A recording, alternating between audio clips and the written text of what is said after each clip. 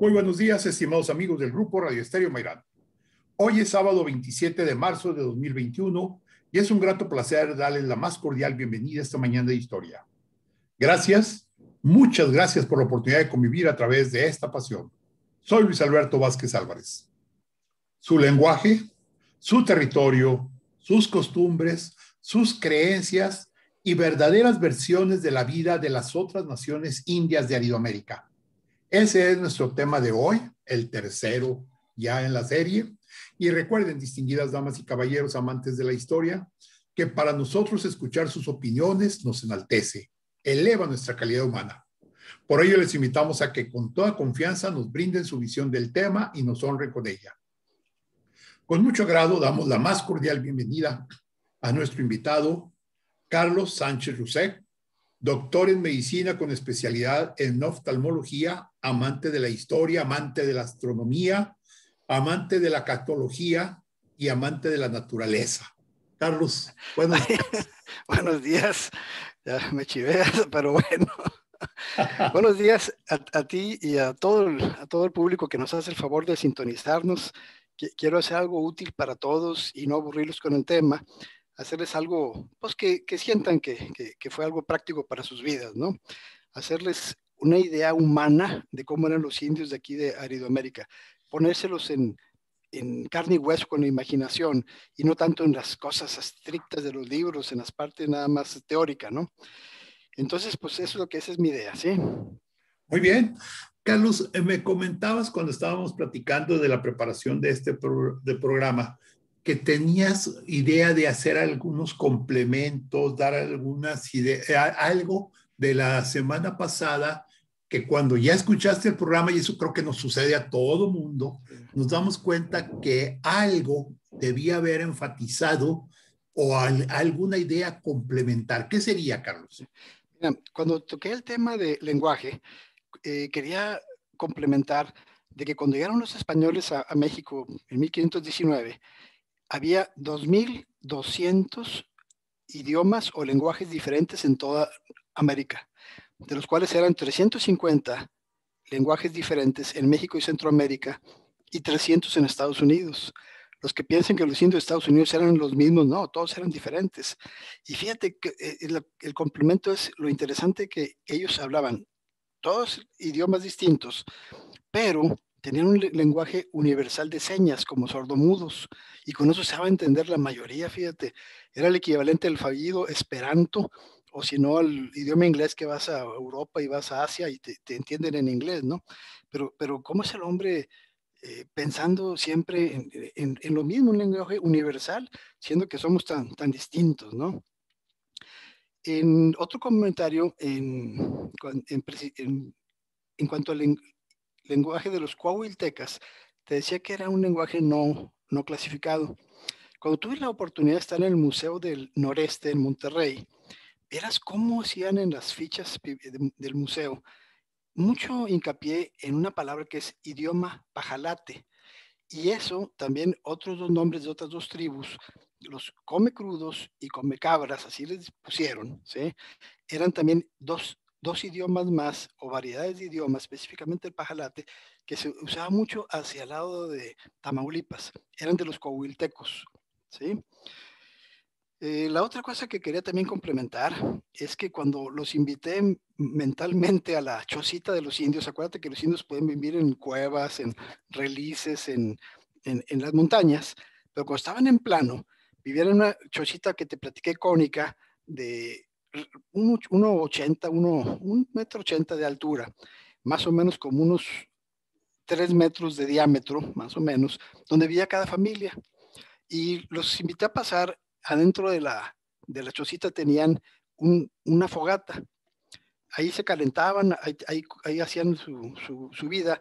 Y fíjate qué bonito la palabra, esa era una hoguera. La palabra hogar, pues obviamente viene de hoguera. Arriba en el techito tenía un agujero, cuando salía el humo, y ahí ponían carne a ahumarse. Entonces no se les echaba a perder y aprovechaban todas las cosas. A lo que quiero ahorita hablar, la complementario en el lenguaje, es que cuando la familia les daba la educación, les daba su idioma, también les daba el orgullo de identificarse como de esa tribu o de esa familia, que es algo que a veces no pensamos como seres humanos, que ellos tenían un orgullo de yo soy de tal tribu, y me preguntas ahorita y en 10 años que en las misiones de, por ejemplo, de Parras, se volvían a entrevistar con esa persona y decía, yo soy de tal, de la misma. O sea, tenía un sentido de pertenencia y lo seguían. Como yo soy mexicano y en 15 años quiero seguir siendo mexicano y en 20 años quiero, yo voy a seguir siendo mexicano toda mi vida. Entonces eran cosas que no se nos ocurren pensar en la forma pues de cómo vivían ellos. Y si te los quiero hacer más humanos, decir, pues es que reciben educación, todo lo necesario para la supervivencia, y tenían su identificación y su orgullo personal de pertenecer a esa sociedad en específico. Y eran diferentes de los otros. Estaba pensando que seguramente había niños que desobedecían a los papás y los hacían enojar y todo, ¿verdad? Pero sí eran las cosas. Y otra cosa que no hemos mencionado es que también se adornaban mucho, como todos los seres humanos. Usaban collares de cuentas, ¿cómo se llama?, de huesos, usaban brazaletes de huesos de víbora, por ejemplo. Como podían ellos, hacían sus adornos para diferenciarse de otros grupos, y es lo mismo, ¿no? Otro de los complementos en cuanto a territorio, que fueron las dos palabras que usamos, lenguaje y territorio, es sobre el agua, por ejemplo. Ya todos sabemos, y me dio mucho gusto cuando nuestro buen amigo, que no conozco en persona, pero Adrián de la Rosa nos lo platicó en el 13 de febrero, nos decía que el hombre y las civilizaciones siempre salen junto a los grandes ríos. Ya hablamos de Mesopotamia, Entre Ríos, hablamos del río Nilo en Egipto.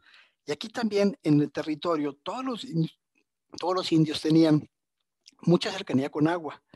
En pleno desierto, en cierta montaña, había un ojito de agua que nada más ellos conocían. En cierto lugar había un pequeño aguaje o un pequeño manantial. Entonces ellos estaban en contacto siempre donde hubiera agua.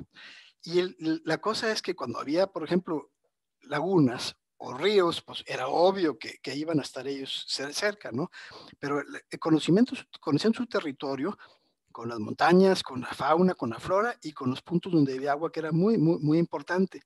Y aquí voy a hacer un comentario después, por ejemplo, eran las sociedades y culturas del río Nadadores, que ya platicamos que eran los Rayados, aunque alguien diga que son coahuiltecos, y también las culturas del río Conchos, que hoy vamos a tratar del río Conchos en Chihuahua. Volviendo al punto del agua, creo que me faltó hacer una precisión de que la laguna de Mairán no era una sola masa de agua, como decir el lago de Chapala, que puede tener una profundidad grande y todo. Estas eran muchas pozas, muchas lagunas chiquitas, todas pegadas, pueden tener una profundidad de 1 metro, de 3 metros.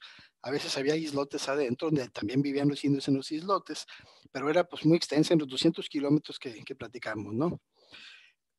Uno de los censos que hicieron los misioneros es que en la laguna de Mairán había 12,000 personas, 12,000 indios. Muchos consideran que eso era exagerado y seguramente los contaron a ojo buen cubero cuando estaban en época buenas en la laguna y había comida para todos, y no fueron nada más los indios laguneros, sino otros indios que se agregaban y que estaban en ese momento en paz, ¿no? Y vieras cómo me dio gusto cuando estaba estudiando para estos programas. No sé si tú estés familiarizado con la palabra, la sierra de Baicuco, no sé si la hayas oído alguna vez, de la Cuchilla por la carretera libre hacia Emiliano Zapata, regresando. Ahí me dijeron de niño que esa era la sierra de Baicuco y preguntaba, bueno, pues, ¿de qué se trata, no? Pues Baicuco era otro grupo de indios laguneros, pero que no estaban ahí en ese lugar, pero no estaban en Parras. Nunca llegaron a Parras, no los tienen registrados en los registros de Parras. Y en algunos libros te los ponen que eran indios laguneros, los Baicuco. Y pues me dio la atención porque, te digo, yo desde niño buscaba ese nombre y pues no, nunca lo ubiqué hasta hace poco, ¿no? Y Entonces finalmente, estaban cerca de donde hoy son las famosas dunas de Bilbao, antes, camino a Viesca. mucho antes, estaban más bien cerca de lo que es la Cuchilla, ¿Ok? donde sale la carretera libre que va Sí, hacia Emiliano Zapata. ¿Te acuerdas que en Emiliano Zapata sí, hace un es corte donde a 90 grados? sí, A donde 90 se grados. divide. Sí, parito. A la derecha, de aquí para allá a la derecha te vas para la Cuchilla y a la Sí, izquierda te vas para Viesca. Al exactamente. revés, al revés, al revés. Sí, pues es igual, yo te estoy Sí, yendo la Cuchilla para allá. A la izquierda sí, me queda Viesca, como dijiste, y a la derecha Torreón, ¿sí? Entonces estaban ahí y le daban también el puerto de las Sardinas, ¿verdad? Pero sí, bueno, sí. finalmente después de Baicuco fue un rancho, ¿sí? Y Sí. también, y no puedo decir la palabra hacienda porque no llegó a ser hacienda, pero fue un rancho de ahí. Y pues me da mucho gusto pues compartir esos conocimientos orales que yo recibí de niño con nuestros auditorios, ¿no? Y es parte de lo que quiero hacer. Y finalmente, todas estas indios llamaban la gente del mezquite, porque no hice énfasis que uno de sus alimentos principales era el mezquite. Las vainas del mezquite que lo usaban para todo, lo hacían harina, lo hacían pan, hacían prácticamente todo lo que podían para alimentarse con él y era su recurso, era su principal, ¿cómo se llama?, nutrición en ciertas temporadas del año, ¿no? Pues no sé si tú tengas, bueno, todavía me acuerdo que cuando hablé de los rayados era una confederación de muchas tribus, muchas, 40, 50 nombres diferentes, pero no les comenté que los coahuiltecos eran más de 700 tribus, porque era un territorio más extenso, ¿sí? Y los coahuiltecos estaban en una región al sur del estado de Texas, y los libros los catalogan como más primitivos, pero no eran tan primitivos en, en no estar ellos construyendo pirámides y civilización. Ellos su misión era sobrevivir y lo hacían al pie de la letra. Como no tenían muchos recursos, sus puntas de flechas las tenían que hacer con un pedernal muy poroso, muy malo, y no les quedaban bonitas, no lo podían tallar, pero se especializaron en hacerlos de granito, fíjate, una piedra de granito y piedras de basalto, que es dificilísimo tratar de darles forma, les quedaban bien feos, pero si los subiera una lanza, pues les daba el mismo servicio, estuviera bonito o feo, tenía filo la piedra y con eso cazaban bisontes, por ejemplo, ¿no? Entonces, la otra cosa que los pobres coahuiltecos, como no había muchos recursos que a otras naciones les interesaban, no tenían comercio internacional. Entonces no tenían roce con otras naciones. Nadie iba con ellos a tratar de comerciar, a diferencia de Casas Grandes de Paquimé, donde era una serie de todo, donde después, como una vez comentamos, el Camino Real de Tierra Adentro, pegado a la Sierra Madre Occidental, por ahí eran las supercarreteras de los indios que llegaban hasta Paquimé para comprar turquesas de Nuevo México que se las llevaban ahí y comerciar en Paquimé con plumas de guacamaya. Eran muy preciadas. Entonces, pues tenían que hacer esas grandes excursiones para ir a comprar. Y como una vez te dije, de que pues, el interés tiene pies y la parte monetaria siempre ha movido al mundo, ¿sí? El querer tener una cosa que los demás no tienen, ya tengo turquesas, y ese es el comercio internacional que habían instalado en Paquimé, acá en Chihuahua, y acá en Texas, pues no tenían ese roce los pobres indios porque nadie quería, pues no tienen nada que les pudiera interesar. Si hubieran sabido que estaban nadando en lugares de petróleo, no lo usaban para nada, ¿verdad? Pero hubieran sido hasta más ricos que todos los demás juntos en su territorio, ¿no? Muy bien.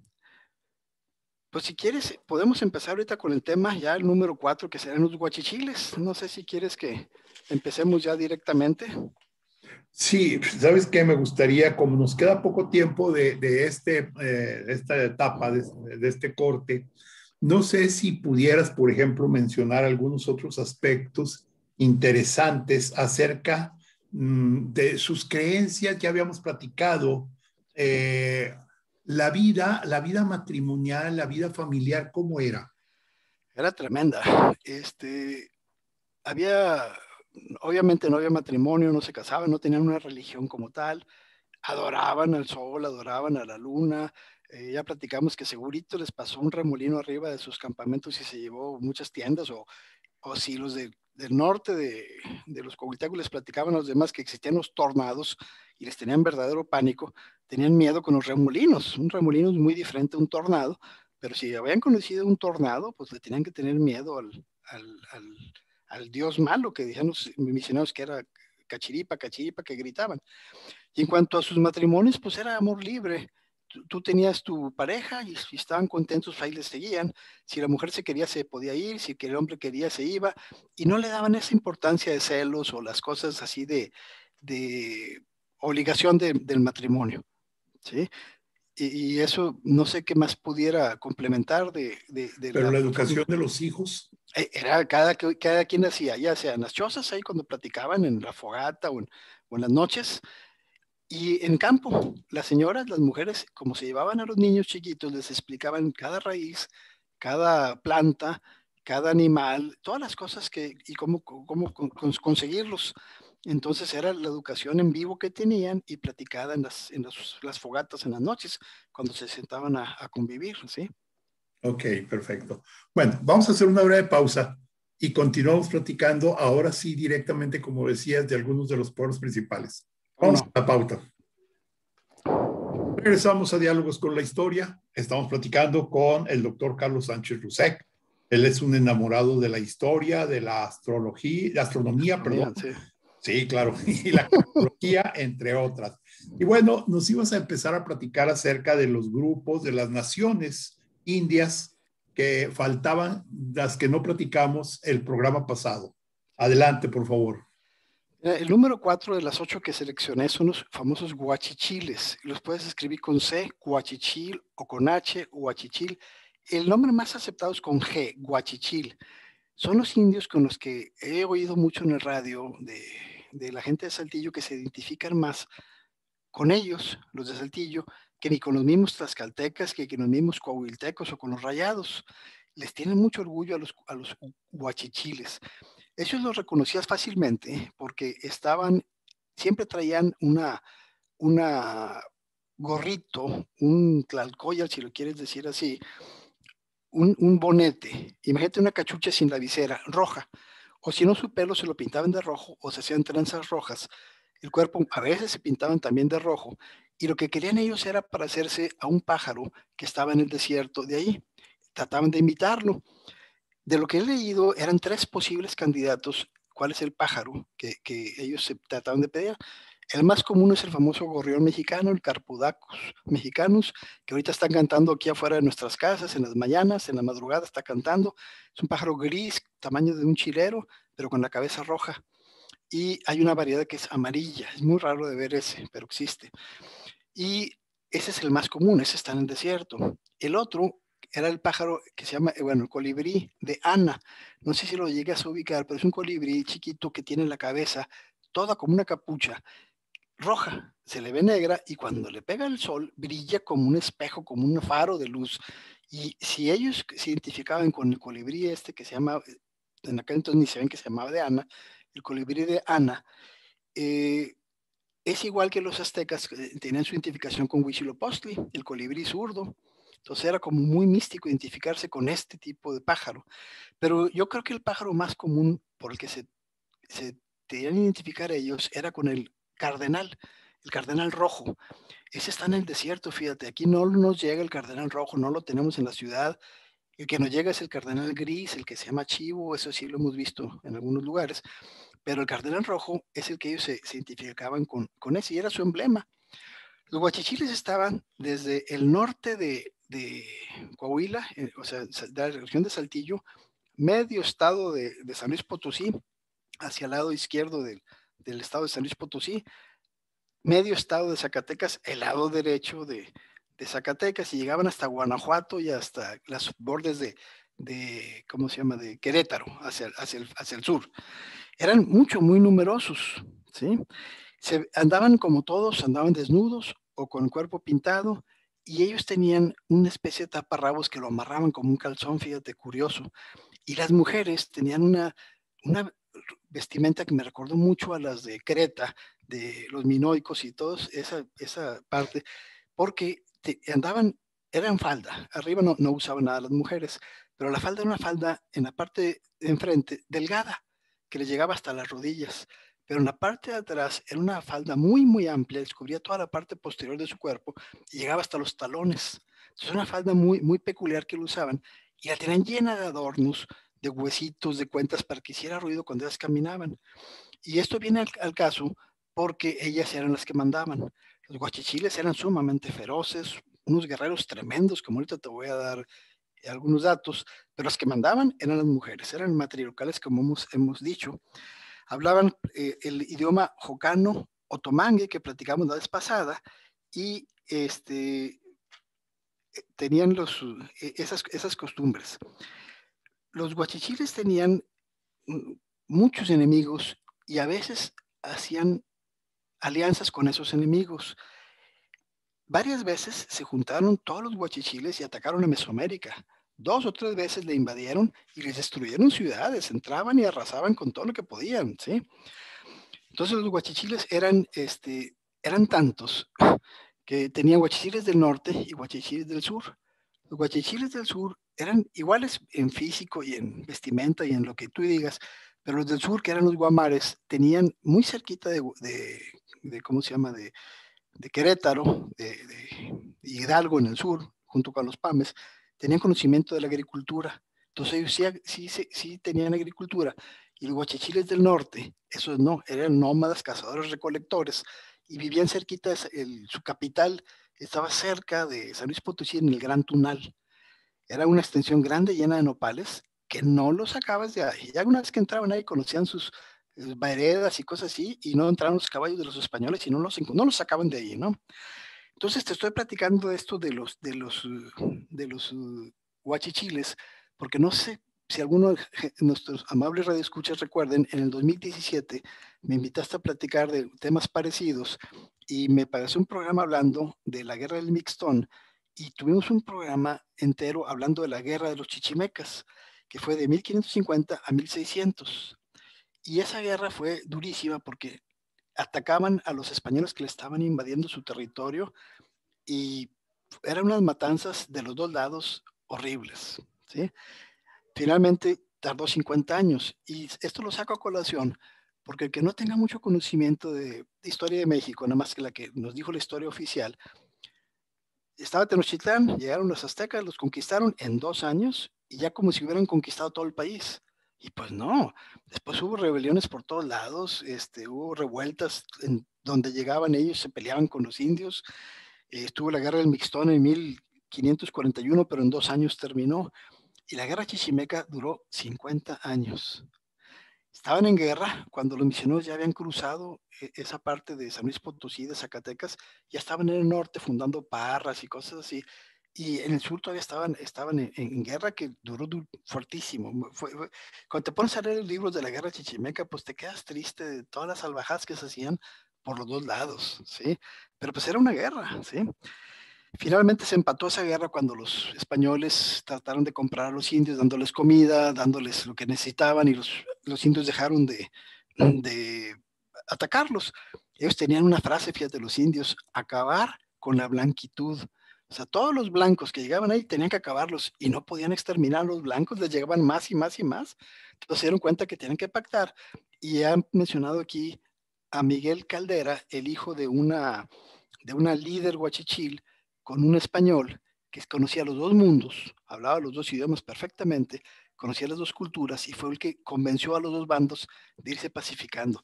Él fue uno de los grandes pacificadores de México, y pues como que no lo conocemos mucho.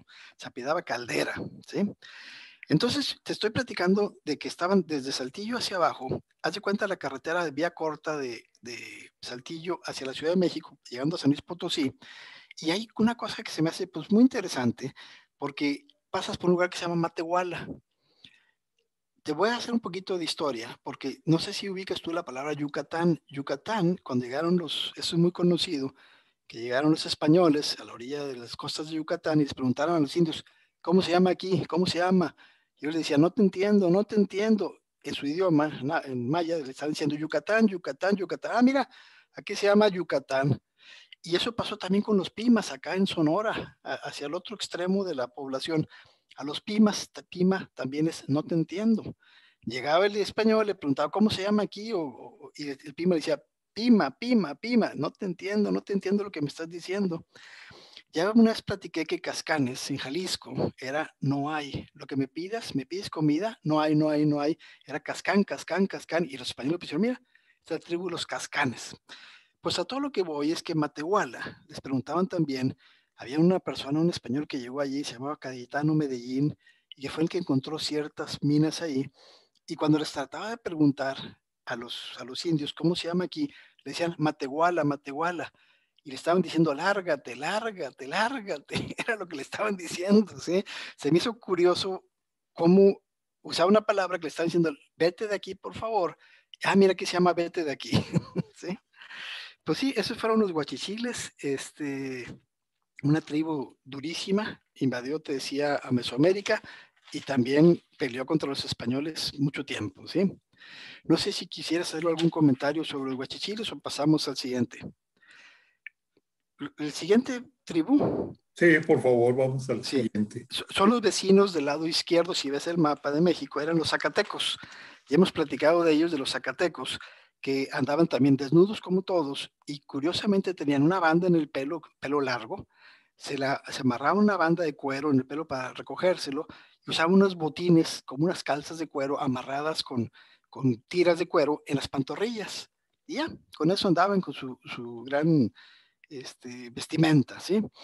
Y eran sumamente agresivos. Los zacatecos se la pasaban peleándose con todos los vecinos que tuvieran, con los guachichiles a mano derecha en el mapa y con los tepehuanes hacia el norte.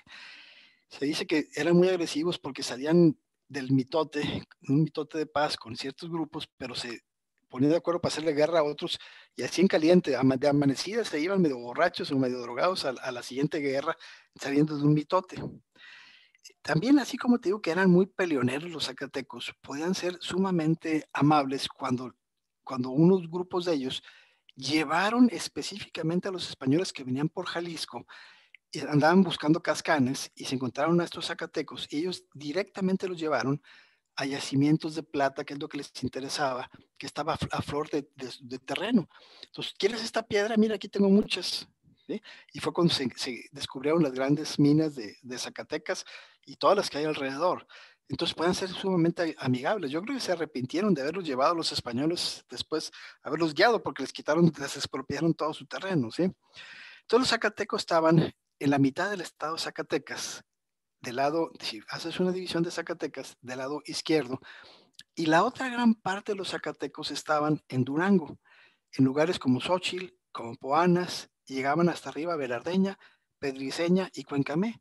Y llegaban hasta aquí, hasta Torreón, exactamente hacia Boca de Calabazas, y segurito por lo tuyo estamos aquí, pasaron y caminaron los zacatecos en su peregrinar hacia la laguna de Mairán, porque llegaban hacia el sur de la laguna de Mairán, hacia el lado izquierdo de la laguna.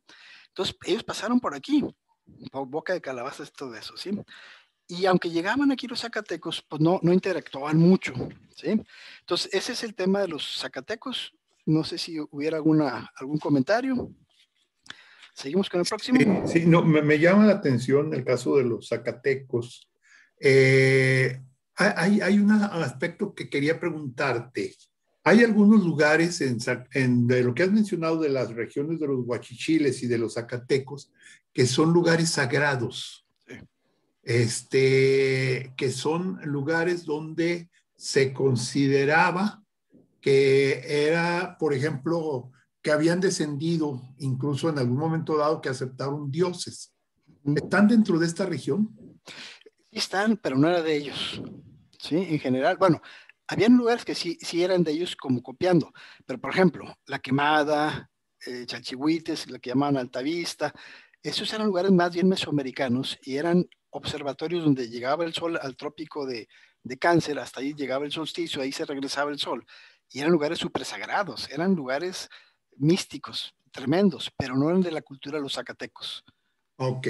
Y las ciudades y ruinas que seguramente conoces tú, no eran de ellos. Esa es la pregunta, por ahí va.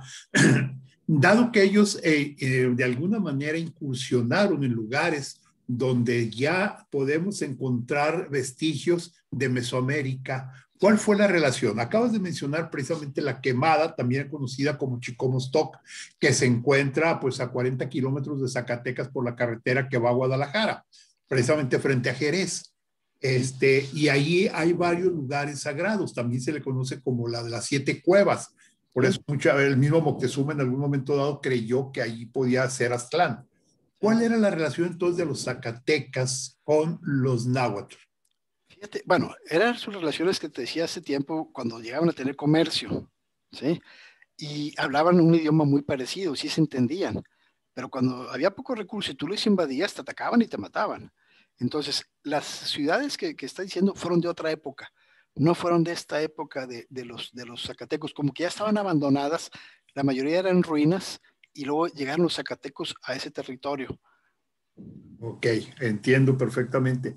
Porque si teóricamente hubiera sido lo que pensaban los mexicas respecto a que fue el lugar del peregrinaje, que por ahí incursionaron las tribus nahualtecas y en este caso los más tarde aztecas, eh, pues sí, debió haber sido por 1300, fines del siglo XIII, principios del siglo XIV, y tú me estás hablando ahora en este momento de lo que sería el siglo XVI prácticamente, o sea que Sí, estamos hablando de 200 años de distancia. sí. Y no necesariamente los puros aztecas, porque ellos tuvieron excursiones. Los aztecas, acuérdate que estaban en 1300 y 1521 cuando terminaron con los españoles. Las fechas no dan y donde tú revisas te dan diferentes épocas. Es bien difícil. Chicomustoc, Chicomé es número 7 en náhuatl. Eso es lo que dijiste, las 7 cuevas. Era la tradición mexica decir que venía de Chicomostoc, ¿sí? Ok, Entonces, no checan las cuevas porque tuvieron las fechas, porque tuvieron diferentes poblamientos, ya, ¿sí? ya, ya, ya. Entonces son posteriores. Perfecto. Sí, Sí, sí, sí. sí. Ok, muchas gracias. ¿Qué te parece? Hacemos una breve pausa y continuamos platicando con las naciones que nos faltan. ¿Cómo no? Vamos a la pausa. Sí. Regresamos a Diálogos con la Historia. Estamos platicando acerca de las otras naciones indias de Aridoamérica. Este es nuestro tercer programa sobre esta serie. Está con nosotros Carlos Sánchez Rusek, doctor en medicina con especialidad en oftalmología, amante de la historia, amante de la astronomía, de la cactología, muy propia de nuestra región, amante de la naturaleza. Y bueno, pues nos ibas a platicar la siguiente nación, Carlos. Sí. El número 6 de los 8 que seleccionamos son los tepehuanos. Tenemos mucho que decir de los tepehuanos. Cuando yo estaba estudiando estos temas, para mí tepehuanos eran los que estaban nada más allá en Santa Catarina de Tepehuanes, allá en la sierra, lejísimos de aquí, y para mí no tenían relación. Yo no sabía que ellos migraban, que agarraron la supercarretera de su tiempo, que era el río Nazas, y llegaban hasta la Laguna de Mairán, y tenían mucha influencia con los laguneros de aquí. Tepehua, Tepetl viene de cerro, y Huanos viene de los dueños. Como hablaban tipo yuto azteca, tipo nahuatloide, ellos eran los dueños de los cerros y estaban en las planicies y en los cerros del estado de Durango la mayor parte, no necesariamente sobre la mera Sierra Madre Occidental, sino estaban en nuestros valles, los que forman los demás cerros, que son parte de esa misma sierra, pero por ejemplo donde forma el agua que se recibe para formar el río Ramos, el río Sextín, que se vienen ahí, el río Oro, y nos forman el río Nazas. Estaban en todos esos lugares. Y en teoría, fíjate, hay información, bueno, ellos eran un poquito más altos, no eran tan morenos como los demás indios porque no les da tanto sol en esas regiones, no era desierto, no los querían clasificar dentro de las culturas del desierto, pero como estaban en ese tiempo y tenían interacción con las demás naciones, finalmente sí se clasifican dentro de las naciones del desierto. Ellos tenían otro contacto por la Sierra Madre Occidental hacia el norte, hacia lugares donde los tiempos tampoco nos checan, pero ya estaban ahí indios en lugares que se llaman 40 casas, casas grandes, después sería Paquimé. Y ellos conocieron, había una muy interesante que se llamaba la Cueva de la Olla. Conocieron socavones en los relices, en los barrancos, socavones grandes, donde hacían casas de adobe, casas de piedra, como los indios pueblos de Estados Unidos. También los tenemos en México. Entonces ellos seguramente tuvieron esa influencia y en sus casas, acá en las planicies de Durango y en algunas de la sierra, tenían casas con paredes de adobe y con paredes de piedra, techos de palma, ¿sí? Y se consideraban que estos eran más cultos por los misioneros. También vestían telas de cuero y de algodón. Como llueve más allá que aquí en Torreón, ellos tenían mucha agricultura y lo de siempre, tenían maíz, tenían calabaza, tenían frijol, tenían una serie de cosas, pero entre otras cosas me llamó la atención que sembraban algodón, sacaban tela y se vestían con telas de algodón. Técnicamente los misioneros decían que eran los más cultos y los más civilizados de todos, porque realmente pues no los conocían, porque Yo creo que se echaron un volado el padre Jerónimo Ramírez y el padre Espinosa, Fray Agustín de Espinosa, estaban en Cuencamé. ¿A dónde vamos a irnos? Tú te vas para un lado y otro al otro. Yo creo que el volado seguramente lo ganó el padre Jerónimo Ramírez porque él escogió a los tepehuanos, irse a evangelizar a los tepehuanos y dejó como castigo irse con los laguneros, que eran supuestamente caníbales y primitivísimos y todos, y los otros eran los cultos. Pues resulta que cuando conocieron bien a los tepehuanos ya les andaba. Salieron después de todas las loas y todas las alabanzas que les dijeron a los tepehuanos, los primeros misioneros, las pasaron al contrario. Dice, estos eran de los peores de los bárbaros que los demás y se excedían de crueldad, ¿sí? Los tepehuanos mataron muchos misioneros que fueron con ellos a la sierra de Durango, en general la sierra de Durango, el estado de Durango, y tuvieron una rebelión muy, muy importante, a ver si algún día platicamos de ella, 1616, y ya andaban destruyendo la ciudad de Durango. Si el gobernador Alvear no les hubiera detenido, ya venían en una horda, en una gran destrucción de cuanto poblado les tocaba cerca.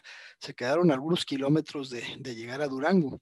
Entonces te digo, ellos estaban defendiendo su vida, sus costumbres, y ¿por qué se metían a invadir los mismos españoles o los misioneros? ¿Por qué te metes aquí? Aquí es mi territorio, ¿no?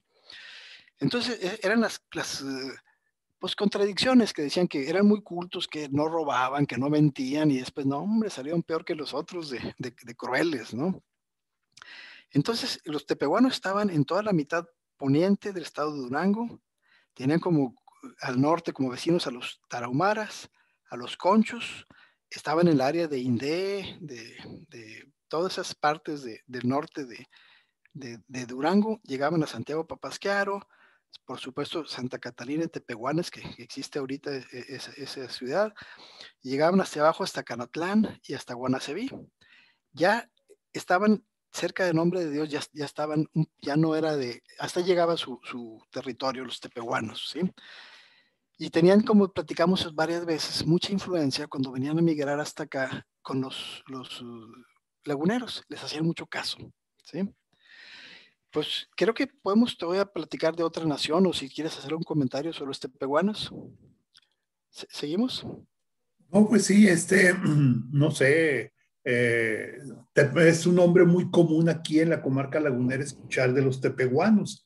Sí. Ya nos has comentado bastante de ellos. Adelante, si gustas, continuamos con otra Muy noticia. bien. Bueno, al principio de la plática te platicaba que el agua es la clave para las civilizaciones. Entonces, nosotros tuvimos nuestros dos ríos orgullosísimos, el río Guanabal y el río Nazas, pero el estado de Chihuahua tiene el río Conchos, que es la columna, no pues sí la columna vertebral, pero a lo largo de los ríos van la mayoría de las ciudades de Chihuahua, del estado de Chihuahua. Por ejemplo, el río Florido que pasa por Jiménez, luego desemboca en todo lo que viene del río Conchos, y ahí te vas a un montón de ciudades que desde Camargo, donde fue la presa, está la presa de la Boquilla, donde fueron últimamente problemas por agua, y el río se iba en línea hacia noreste, hacia la ciudad de Ojinaga.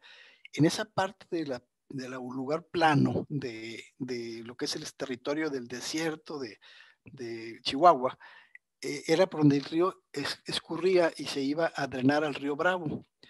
Los indios de la nación Conchos vivían exactamente sobre los márgenes del río Conchos. A lo mejor para nosotros laguneros no es tan común, pero te digo, es el Nazas de los chihuahuenses, ¿sí? Y tenían agricultura hacia Texas, hacia el norte de Ojinaga, que está Presidio, y hacia mano derecha, hacia el estado de Texas, estaban los humanos, que sí tenían mucha agricultura.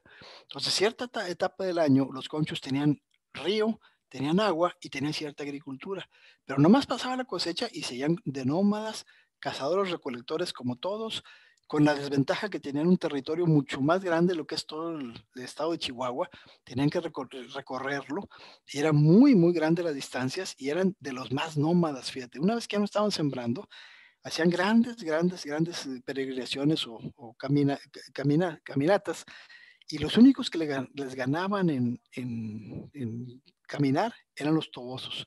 Esos hacían las migraciones o las excursiones más grandes. Los conchos andaban desnudos, como prácticamente todos, con sus taparrabos algunos, y también le faltaban muchos recursos, pero ellos sobrellevaban, los conseguían todos sus recursos con su forma de vivir tenían todo lo que necesitaban, ¿sí? Muy bien. Ok, bueno, pues nada más faltarían los Los tobosos, ¿no? tobosos, sí. ¿Quieres de una vez avanzar en ellos? Muy bien. Fíjate, los tobosos son estaban en la parte el territorio más árido de toda Aridoamérica. Deja tú los cohuitecos que no tenían muchos recursos, no, los tobosos. Fíjate, ahorita nosotros prácticamente no tenemos ciudades grandes, porque sí hay ciudades pequeñas, pero ciudades grandes. En el territorio toboso casi no. Estamos hablando si partes a Coahuila en un eje norte-sur, del lado izquierdo de Coahuila, el lado derecho de Chihuahua, incluyendo la zona del Bolsón de Mapimí, específicamente en Pico de Trinos, la hacienda de Móbano, lo que es la zona del silencio. Ese era su territorio de los tobosos y es uno de los territorios más agrestes. Es el centro del corazón del desierto chihuahuense que así se llama y nosotros pertenecemos a ese desierto, pero nosotros teníamos todo lo que nos caía, que llovía en las sierras y nos llegaba con el río Nazas y el agua naval. Entonces, para sobrevivir la estrategia de los tobosos, pues tenía que ser robarle al que se dejara, al vecino, y matar, y eran los más agresivos. ¿Por qué? Porque de eso dependía su supervivencia. Entonces eran gente que también andaban como todos, desnudos o con su taparrabo, y su característica es lo que te acabo de decir, pero eran los más agresivos. Si tú te encontrabas tobosos, sabías que estabas en problemas.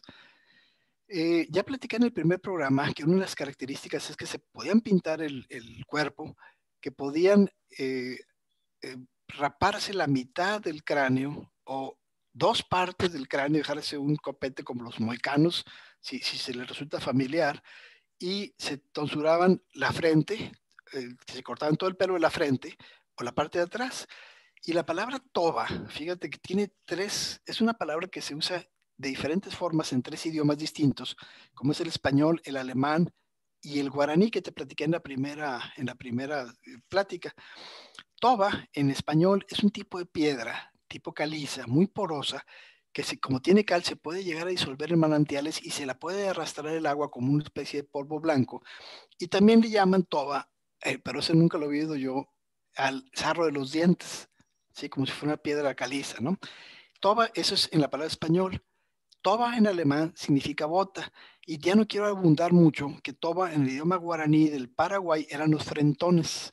Entonces ellos también se depilaban el pelo de la primera parte de la cabeza para verse la frente más grande. Y para no decirle a los españoles que estos tobosos eran los rapados, pues le pusieron los tobosos cuando importaron esa palabra de Sudamérica para acá, ¿no? Entonces tenían que matar a todos los que pudieran, los que critican de caníbales, pero si nosotros estuviéramos en esa situación, a lo mejor también teníamos que entrar al canibalismo para sobrevivir, no era el canibalismo ritual como de los aztecas, ¿no? Y te platicaba de los tobosos porque se parecían mucho a los conchos y tenían cierta relación. Fíjate, en 1645, bueno, los tobosos toda la vida se la pasaban, te decía, robando y matando a la gente de San Pedro, atacaban a Parras muy frecuentemente y llegaban hasta Monterrey. Eran los que más migraban, tenían el territorio más grande. Ahorita sería, fíjate, lo que sería eh, la Sierra Mojada o Campo, toda lo que se llama la región desierto del estado de Coahuila. Y pues las pocas lagunas que tienen ahí estaban tan salados que es agua salada las que tienen ahí, hombre. Entonces ni siquiera podían tener pescados de agua dulce como estaban en la Laguna de Mairán o en otros lugares y tenían muy pocos recursos. Entonces arrasaban a las poblaciones de los españoles que estaban ahí cercanos. Y te quiero hacer esta plática porque en 1645 los tobosos hicieron una guerra muy fuerte que se llamó la Confederación de las Siete Tribus o de las Siete Naciones. Eran los tobosos que se juntaron con los conchos y con varios nombres de ellos, los salineros. Estos vivían por donde está Químicas del Rey, Laguna del Rey, que son lagunas secas, digo, perdón, están secas ahorita porque son de temporada, pero a veces cuando tienen agua, el suelo es muy salitroso y tienen agua muy salada. Entonces los salineros eran un tipo de tobosos y los cocoyomes de Mapimí, ya sabes que Mapimí en el idioma de los cocoyomes, que es de los nadenes de los tobosos, significa cerro alto. Entonces, Mapimí, si tú estás viendo el cerro donde está la mina de Ojuela y todo eso, son cerros muy, muy altos. El cerro de la India, por ejemplo, pues es muy alto, ¿sí? Entonces, ahí eran los que se juntaban para hacer la guerra, tobosos, salineros, iban los cocoyomes, iban los conchos, de que acabamos de hablar de ellos en Chihuahua, los cabezas y los colorados, que eran tipos rayados, y unos curiosos que no he podido identificar, que estaban hacia el norte, que eran los jumiles, y se llaman igualito que los insectos que se comen en el sur, de una especie de chinches que tuestan, jumiles y los mamitas. Te decía que en 1645 arrasaron prácticamente a todo el poblado de San Francisco de Conchos en Chihuahua, en el sur. Llegaron hasta San Pedro, Coahuila, San Pedro de las Colonias, y fue una guerra tremenda que los pacificó Francisco Montaña de la Cueva, un español que tenía dotes de pacificador y los llegó a pacificar, ¿sí? Y pues esa era la situación de los tobosos, era supervivencia. Déjame hacerte una pregunta. Es conocida aquí en la comarca lagunera la leyenda del Santo Señor de Mapimí, Sí. que precisamente en la Semana Santa de 1732 fue atacado Mapimí por un grupo de indígenas. ¿Sabes tú si eran tobosos? Deben de haber sido, deben de haber sido porque no tengo exactamente el dato de ese, pero sí conocemos toda la leyenda de que el Santo Señor de Mapimí que está en Cuencamé, ¿verdad? Sí, Pero, exactamente. entonces, sí. Sí, que fueron atacados y fue destruido Mapimí prácticamente, fue Sí, destruido. Bueno, fíjate que es un poquito tarde en las fechas, 1732 a lo mejor ya no fueron ellos, déjame checártelo y si ok. quieres en el siguiente programa te platico algo de cronología, de fechas y de sincronización de nuestros indios con otros lugares del mundo o con Mesoamérica. Excelente, sí, te lo iba a pedir. Muy bien. Entonces, el programa de la próxima semana del día, en este caso 3 de abril, Sí, ya el sería viernes, sábado sábado santo, de ¿verdad? gloria, sábado de gloria, Sí, sí. sí, sí. Bueno, Hablamos de ese tema. Carlos muy Sánchez, bien. muchísimas gracias, muy amable. No, gracias por oírme, gracias a todos ustedes. Muchas gracias a mi compañera Claudia Martínez Martel, la coordinación general de este programa, a mi compañero Roberto Ríos en la dirección de grabación y a ustedes, estimadas amigas, amigos, nos esperamos el próximo sábado 3 de abril. Muy buenas gracias, muy buenos días, muchas gracias, muy feliz fin de semana y por favor recuerde, sigámonos cuidando esta Semana Santa. Nadie sobra en esta comunidad. Gracias, buenos días.